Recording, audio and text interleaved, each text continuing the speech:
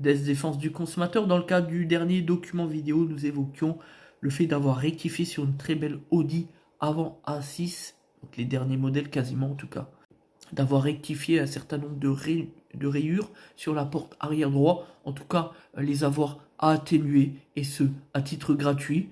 Un petit rappel. Vous voyez, type de rayure, on va pouvoir atomiser tout cela, atténuer et peut-être même effacer.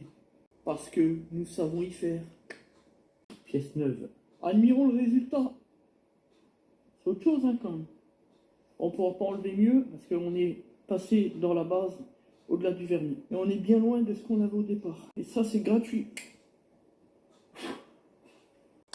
Évidemment, suite à ce document, nous avons fait l'objet d'un commentaire d'un individu qui a cru devoir nous faire la leçon pour venir expliquer finalement qu'il fallait faire du bricolage et non pas ce que nous avons nous-mêmes proposé à titre professionnel, et surtout on l'a dit gratuitement. Il est venu nous expliquer que en gros ce qu'on avait fait c'était de la merde. Alors ce commentaire évidemment on l'a effacé, on les garde jamais parce que ça n'a pas de sens et ça fait perdre du temps à tout le monde, etc.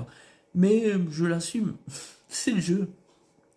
C'est comme ça en France, vous avez d'un côté les pros comme nous, les chefs d'entreprise, les leaders, ceux qui avancent. Et puis de l'autre, vous avez les champions du monde, les bricoleurs, les charlatans, les losers, ceux qui pensent toujours faire mieux que les autres.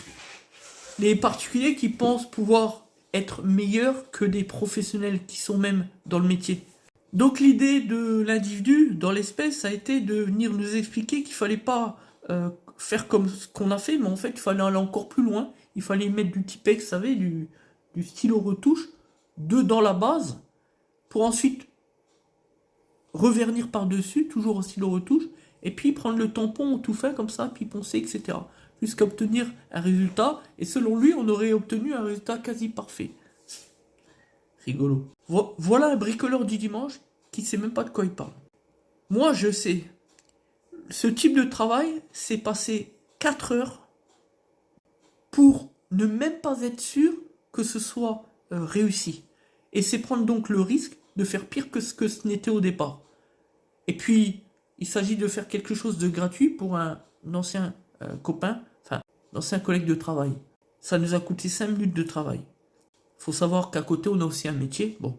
Donc, on se passera de ce type de leçon de morale par des bricoleurs qui n'y connaissent rien et qui n'ont qu'un seul motif, c'est dénigrer les entreprises qui réussissent et surtout par les bêtes.